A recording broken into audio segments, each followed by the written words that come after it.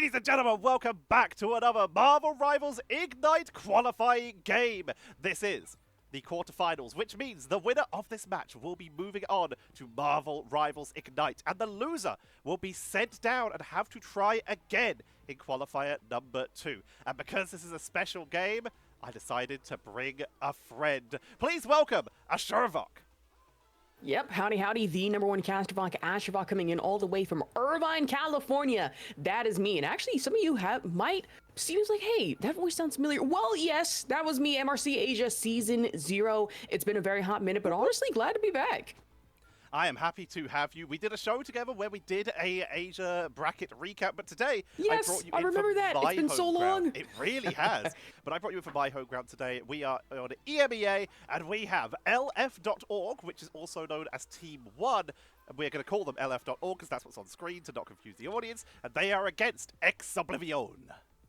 Okay, should be an interesting one at that one, especially going into the hero picks and bans system, which honestly, in my lobby has been seeing a majority of, Groot, Hulk being banned. Also, coming in with the Human Torch, which I guarantee you is not a fun time to even deal with in any remote implication. Obviously, with the Supernova, you look at that, it's like, well, that's a shotgun flyer I very obviously can't deal with. But speaking of dealing with, you see Hela protected, obviously, but then the Emma Frost also is going to be gone and out of here, at least for the moment. Same for Captain America. With Magneto on the board, Captain America is going to get banned down. You do not want that incredibly angry Brooklonian diving into your backline and causing disruption. With the Hela on the board, Human Torch taken away, and we suddenly have two very big strategy risks. This would be the Star-Lord with the Adam Warlock, but that's really fallen out of favor.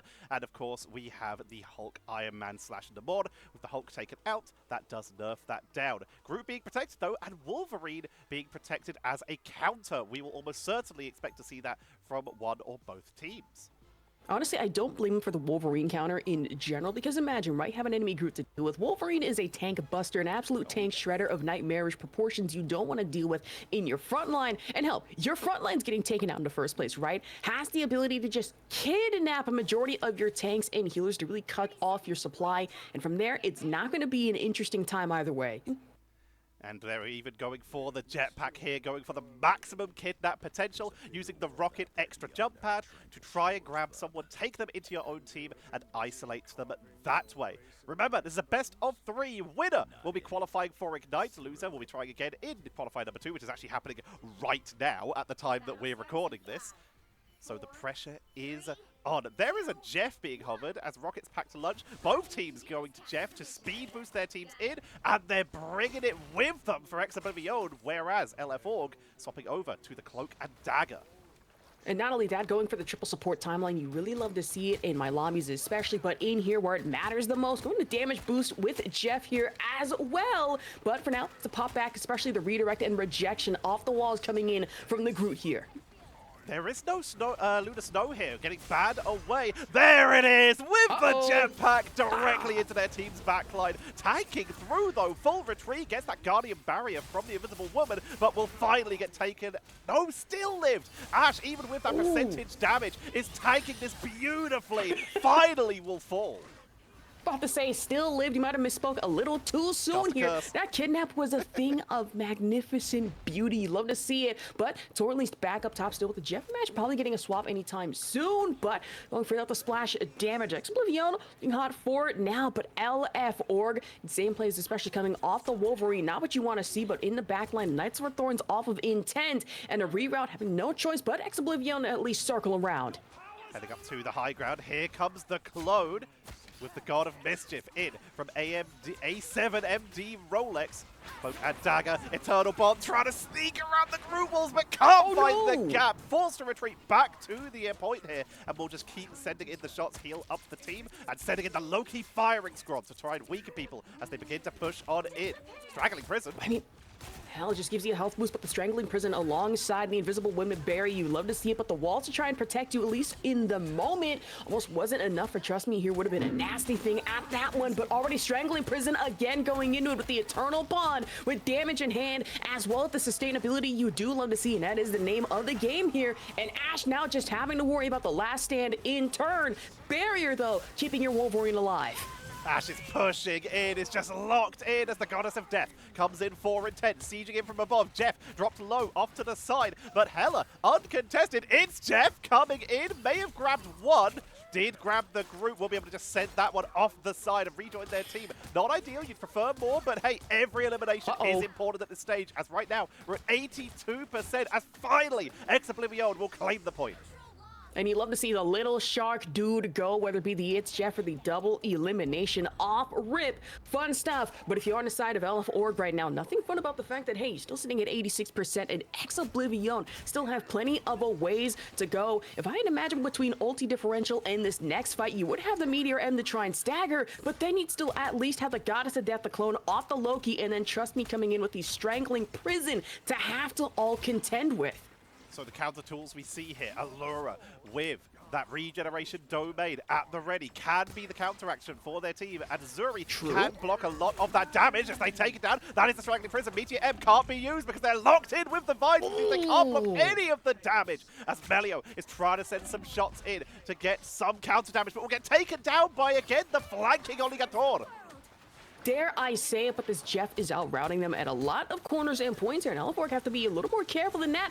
Barrier up to keep your health back, and of course, cutting off your healing supply, especially off the Groot walls. But where there's one Eternal Bond, there is going to be another double, maybe quadruple bond, if you will. But the It's Jeff in contention off the Meteor M, you've only caught 3, and now you have to be careful, able to avoid. But for Gator just taking 2 corner and has to make self-sacrifice, at least find 2 off point after Goddess of Death back up in the sky. Melio can go twice as high here, 2 falling twice as hard, with Intent and Allura having to make the walk back a shame. Ash down also. Going up to the sky, looking to try and get onto Zuri, dodges the Meteor M mid-air bullet time, and Melio able to hold the point 90% immediately. Oligator swapping over to the Doctor Strange counter from Trust Me as both teams try to touch the point for that overtime as it all comes down to this. 97% final stand coming in. Trust Me takes out Intent as Wolverine looks for the wraparound to see if they can trap anyone else. If they can take them back through the portal, it would remove them from play, but it is going to be an absolute massacre here as we see LF Org cleaning them out here. And off the back of a full 100 stack of Berserker Rage into last stand, able to take Spaceport, now leading into second point of Breathing. T'Challa, Institute of Science is not even a might, definitely where it's going to matter here. As we're already on match point for game number 1, and because it's a best of 3, every single point matters so much. It's not as hard as a best of 1, obviously, that these teams have had to fight through. Both of these teams 10 out of 10 during those open qualifier stage, beating all of their opponents in their way. But it's these matches that are the important ones to actually get that qualifier spot, to join teams like Virtus Pro, already qualified, the 2-time Marvel Rivals champions, the only region with a 2-time champion. Man, even in MRC Asia, right? And that region is known to be cutthroat with a lot of its teams, you know, roster mania, especially roster as well. But then looking into EMEA, I'm like, wait, hold on. Y'all already got like 2-time champions. I'm sitting here kind of jealous sitting here in North America. But either way, getting into our next point, going into Institute of Science, I imagine if you are on the side of LF Org, you have a Wolverine to play with. But now that Wolverine on Wolverine violence we love to see, and now you got to worry about with Oligator with the swap. Oligator bringing out that Wolverine, swapping off of the Jeff, looking for an isolation, waiting to see if anyone comes up the elevator. There's a lot of people below them. In. And it's a thing of beauty caught on the terrain, but that will still do the job. It's huge damage, but is it enough to finish them? No, everyone tanks on through that beautifully. Man, and Fate just had to finish the job, especially just off the beam. Terraforce Cloak, love to see it. Now Melly just trying to go for another kidnap here, but not going to work at least to the best of your abilities here in the backline off the Psylocke.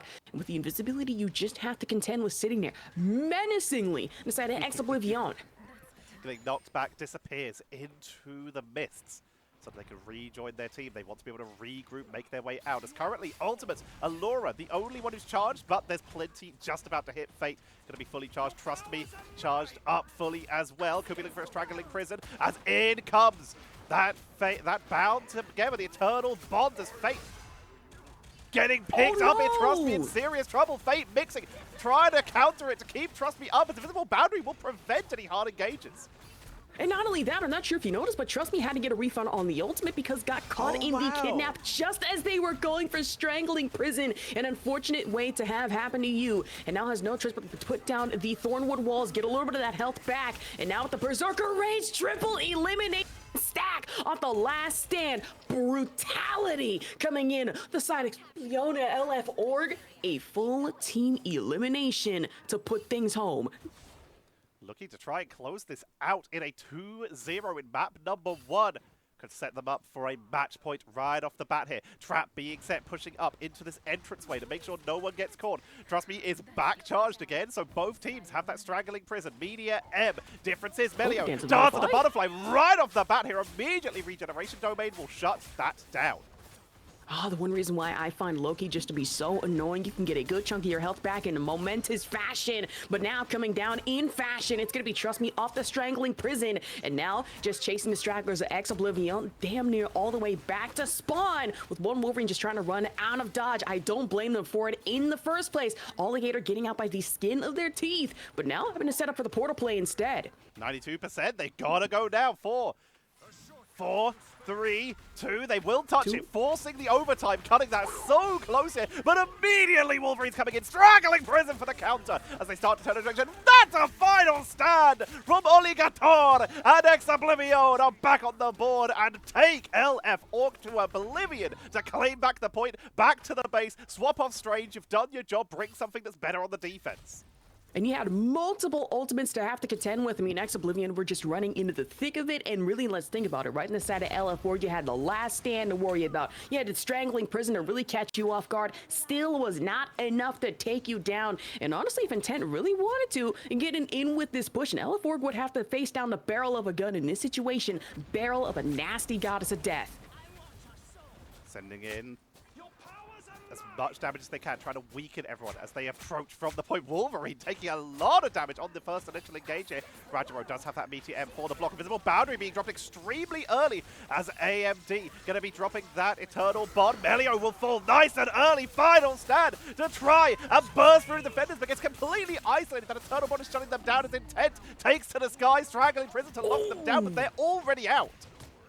Man, and thankfully that strangling prison just trying to get him off guard. Goddess of Death would have been the end of it, but hey, all it takes is just one corner and a dream to save you from any pain, trouble involved. Rolex finding one off the Loki, Intent going down and out, at least in the moment. And now with the Wolverine health boost taken down and no choice, let's go solo ulti, and for now, LF Org able to take second point here, beating T'Challa.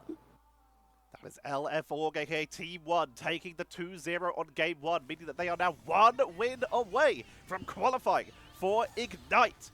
Will we see them do it, or will we be heading to a map number 3 if Oblivione can bring it back? A7MD Rolex 321, which is quite the mouthful, taking the MVP on that Loki here. I mean, hell, that MVP is much deserved. I mean, really thinking about it, Regeneration Domain, especially off the lamps, couldn't have come in clutch at so many times, and such better times, I should say at that.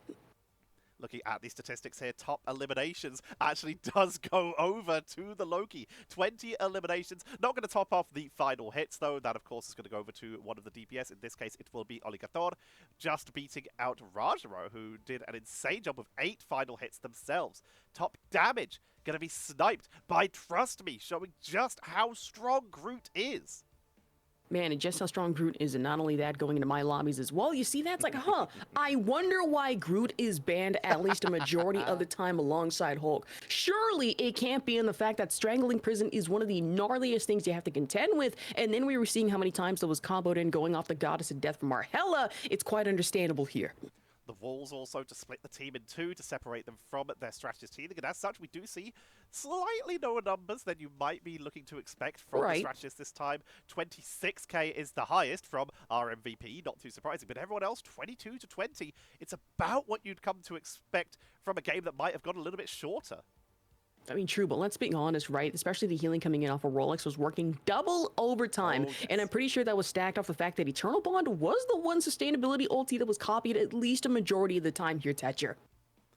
It really was. That is what you see. It's almost never that you see a Loki actually use that God of Mischief onto anyone except for the Strategist. Purely because even after the nerfs to the cooldowns, the Strategist ultimates are still a basic we're no longer going to play the game for a bit button.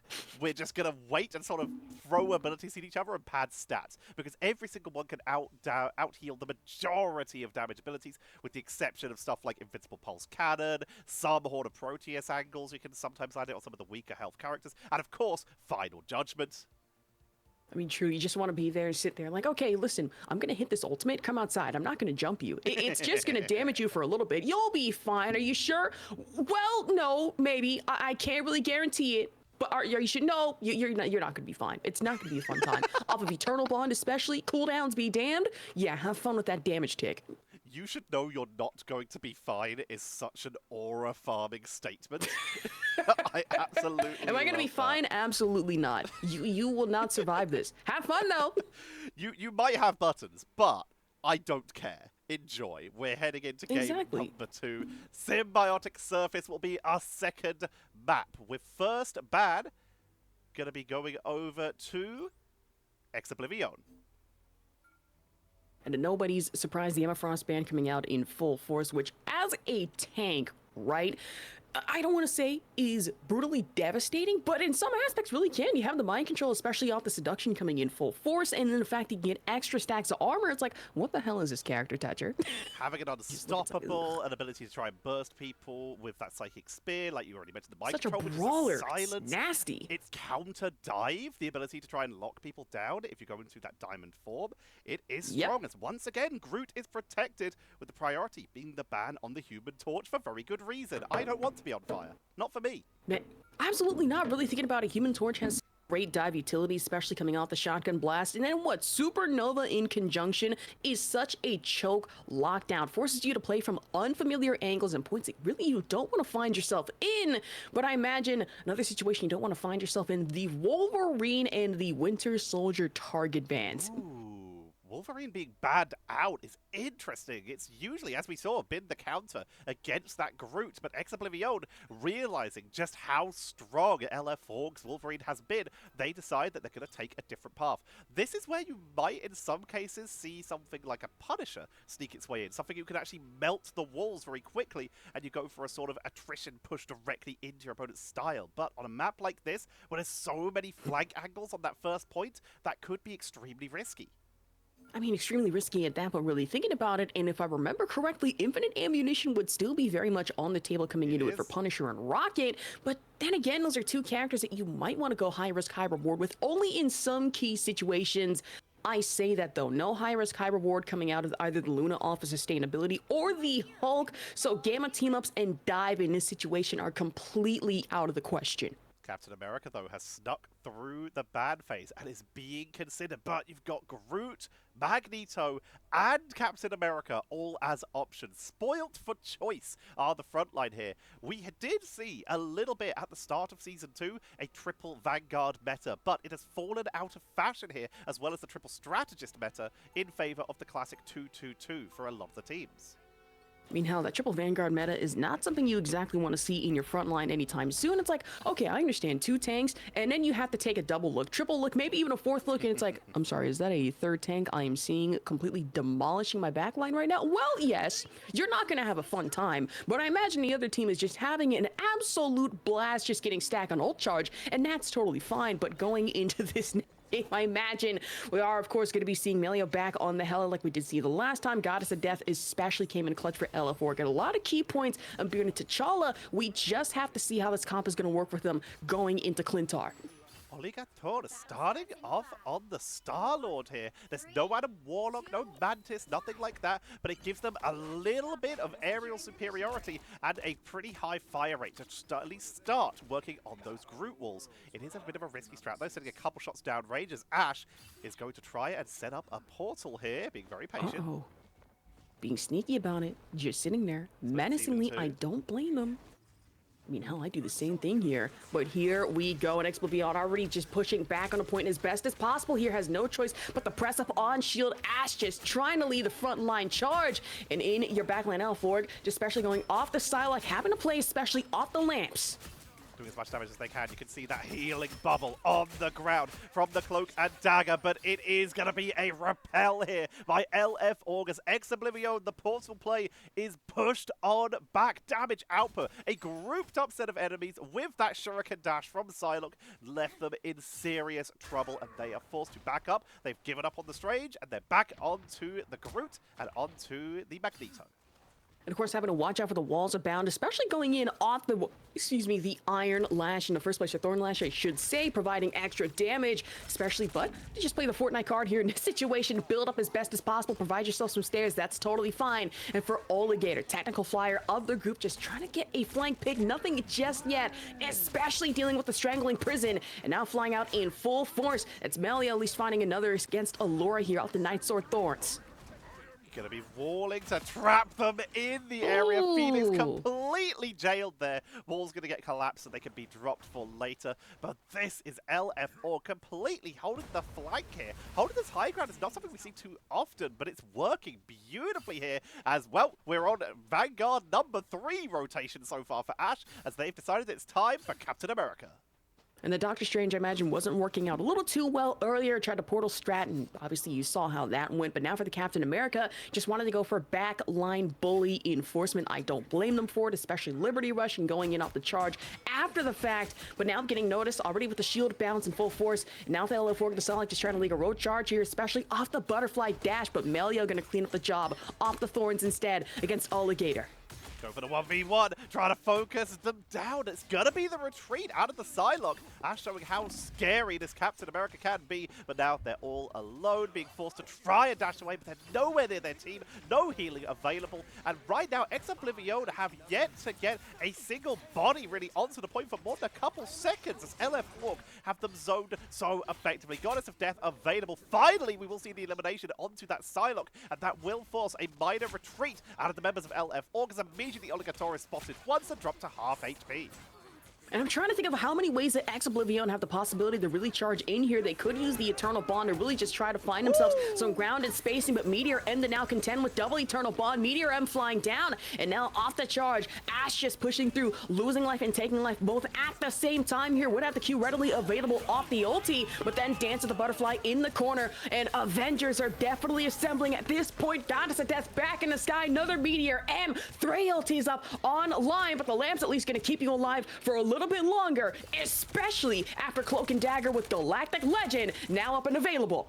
Trying to burn through the backline. The bubble was good. Finally will take out the Cloak and Dagger, but their team is so split off to the side, and Melio is going into that Goddess of Death, ascending, and that's going to be just enough with the side of Oblivione completely split off the point.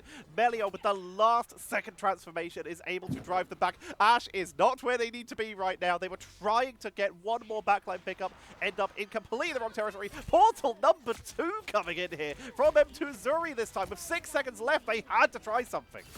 I mean, with the portal strat, you have no choice but to push this to the best of your abilities. Only 0 seconds on the clock, and now just forcing into overtime here. When Amelia has anything to say about it, another one off the Thorns and back up top. Allura just trying to multi-manage off the lamps. That's totally fine, but if you are Rajaro here, just trying to lead a charge to the best of your abilities, and LF4 gonna stave off another push, capping it out at 0-0.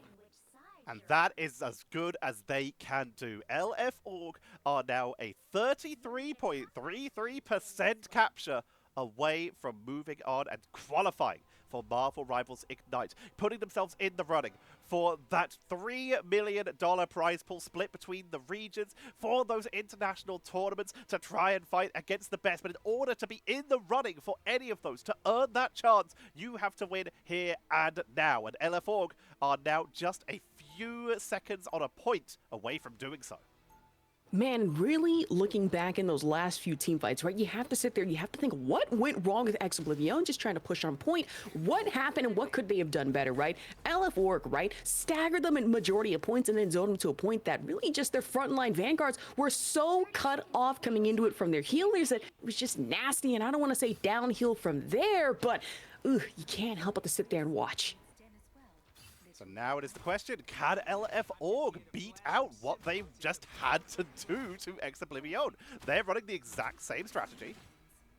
getting a little bit of pre-shielding with the rockets packed lunch. They just seem comfortable with it. The question is, how do they play differently? So we'll start on board with them to see what they do, because they're not going in for the early portal.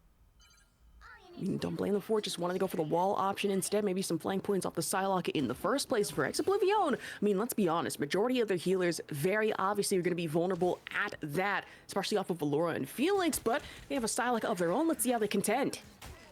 Pushing up onto the point, Rajaro leading the charge. It's a big wraparound here. There's so much open space, but a lot of grouped up members, trust me, trying to isolate anyone. If they can wall off some of those vanguards, that might be a great setup for an early elimination. They're trying to put that focus onto Ash, but instead it will be Oligator taken out by Melio. Regeneration domain on the stairs, but they've pushed everyone down to the low ground, and suddenly high ground advantage goes over to LF Org. We're seeing bodies going down. Isolation. No. Zuri is completely trapped. Oh no! And with the walls just keeping you at bay, both trapped within and trapped outside, it is so hard for any of your vanguards to get the much needed healing in the process. And for LF Org, that's going to be a clean, easy 33.3%. 1-0 here on Clintar. And with that, LF Org will be qualifying for Marvel Rivals Ignite, a second MVP in a row for A7MD Rolex 321, as they move on to fight with the best of the best to become immortal in Marvel Rivals Ignite. And Marvel Rivals Ignite already, whether it be in EMEA or just internationally, shaping up to be absolutely wild. And me personally, I would love to see it. But of course, A7MD Rolex 321, a mouthful of a name with the MVP again. And the other side, however, is VP going over to Ash off the Groot gameplay. It's fine, love to see it. But if anything, this match, insane stuff so far, especially going on a symbiotic surface. Big shout out to the Psylocke on the side of LF Org as well, getting 6 final hits, which is more than the entirety of Oblivione combined. Just absolutely flanking. Same with Melio, actually. Completely missed that. Expect them to be in the damage spot, but no, they swapped to Strange. Even though the team captured the point, it's still every second matters. It doesn't matter if you're winning. It doesn't matter, hey, save it. We can save the abilities. No. Every single inch matters. If you go down, swap to that Strange, and hard commit. You make every second worth it, so which means keep bodies on the objective, and Strange is the tool to do that. Man, and absolutely, we did see on the side of Oblivione that they tried the Strange initially, but quite a few times, back-to-back didn't exactly work out too hot for them, especially going in off a portal, found themselves staggered, and actually forced to kind of make the choice to go into the Captain America here.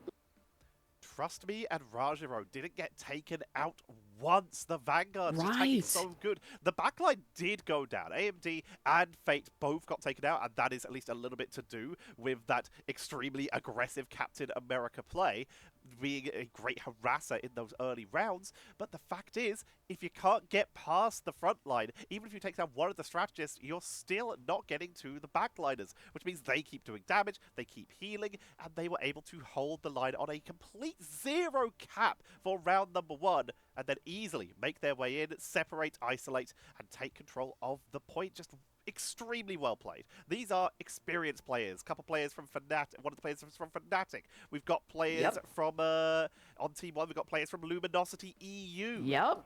They are incredibly talented players, and now have once again earned their spot to prove it. Man, and into Marvel Rivals Ignite, like we did mention earlier, right? You're just going to have a majority of players that are, professionals and former professionals going into this. And then I look at this roster and LF Org, and I'm like, okay, this is shaping up to be some stuff of scary proportions. I mean, we really saw how, trust me, right, coming in off the Groot in the first place, rejection, redirect, especially just going in off the strangling prison, and then denying a majority of Oblivione any chance to even go on the point or even escape. And majority of times, you know what? I might have to keep an eye on EMEA here. NA is fun, but looking at this, I'm kind of jealous of my own region. So you are now in a weird situation where you have cast Asia in Season 0. Yes. You joined me today for EMEA, and you're from NA, having covered almost all the regions. The only one so far I believe you have not covered is OCE. Who's your money on for the lands?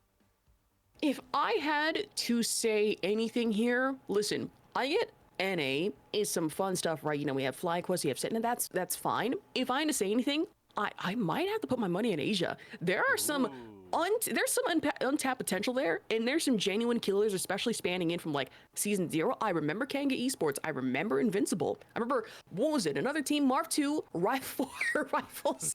That was another They're team there essentially as well. Gen G Yes. now. Yeah, I see that, and I'm like, you know what? I might have to put my money on them here, especially after season 0 in the first place. Yeah. Go back to familiar grounds. We had one showing so far of Asia versus the other regions, with Gen G joining the Shroud Gauntlet, but obviously they're playing from Asia against only teams from the NA server, and they still performed well. They obviously didn't win, but playing with lag and beating some teams is still extremely impressive. Exactly, that's a feat in its own, and that's why I'm sitting here being like, okay, don't underestimate these Asia teams, right?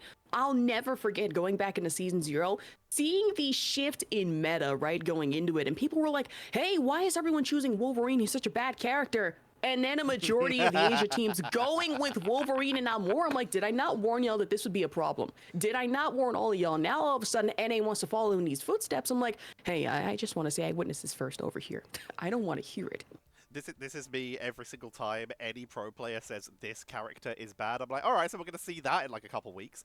Well, yes, like when people try to say that Rocket was bad, I'm like, well, let's not do that. Rocket appeared Wait in a minute. almost every single game in the early parts of this season. In Ranked, he was just a dominant force and is still seeing play. Wolverine, dominant force, still seeing play. I believe there's a certain popular streamer whose name begins with N who said that we don't need to worry about banning the Human Torch.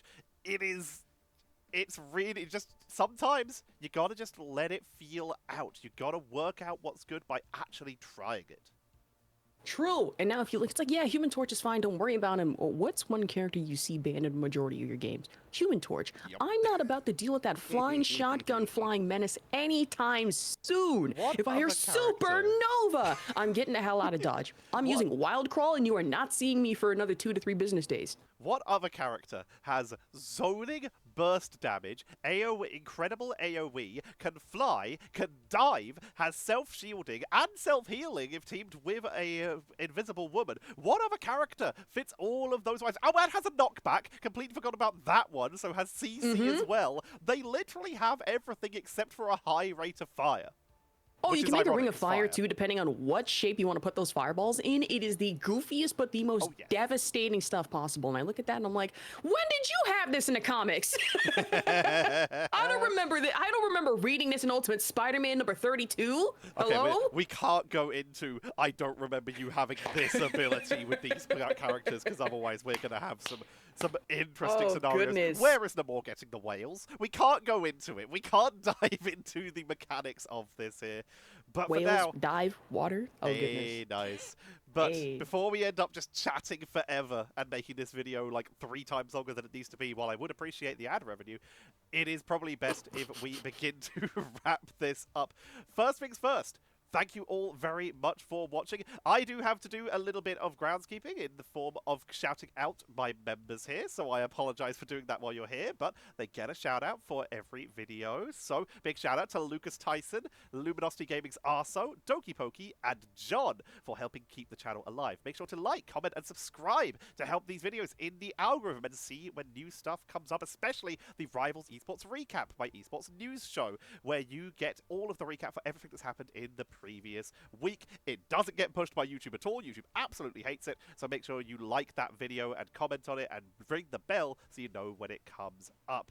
Ash, hey, where can people find you and what do you do now that I've sold my soul?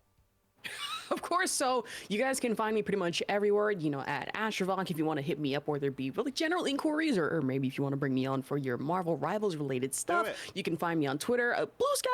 Not so much. I'm there occasionally. Instagram also there as well. But outside of that, currently working alongside, you know, UCI Esports. That's where my stomping grounds are here in Irvine, California. Collegiate FGC, and hopefully in the future, Marvel Rivals Invitational, even MRC. It would be awesome. For people's information, everyone who's been following me will know that I was one of the people who got an interview when it came to the Marvel Rivals Esports caster program. Ash is also one of the other people who did. So what I want you all to do in the chat for me to farm some comment karma to boost this video in the algorithm and to make Ash feel good is you've all wished me luck, and I appreciate that so much. Make sure you wish Ash luck as well. At the time of us recording this, it's the 29th.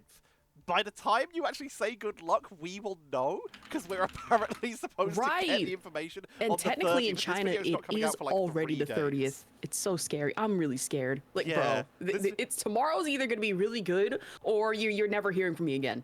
this video is going to come out in like 3 days, because tomorrow I already have the next video, and then Monday's the news, so this will be Tuesday's video. So by then we will know. So I want you all to say, I hope you got it, Ash, in the comments. That's what you need, because we'll know in theory by then. So I want you to manifest some past manifestation of goodwill and wish us both some luck. Ash absolutely deserves it. I have my fingers crossed for myself, and it means a lot how positive my community is here. So I'd like to pass at least some of that along, and make sure to follow those socials. Ash, do you have any final words before we close this out? Let's see. Final words? Yes, I'm about to take you out back. Final word. Buff Rocket Raccoon. That's all I gotta say. That is understandable. Buff him again. Just keep going. Yes. Keep going until the players cry. Buff him 5 times. Cries. All right. Thank you all very much for watching. This has been the Marvel Rivals Ignite Qualifiers. We have our next team now qualified. I have been Tetcher. This has been Asherok. God. Oh, I was doing so well. I messed it up once. It's fine. Happens.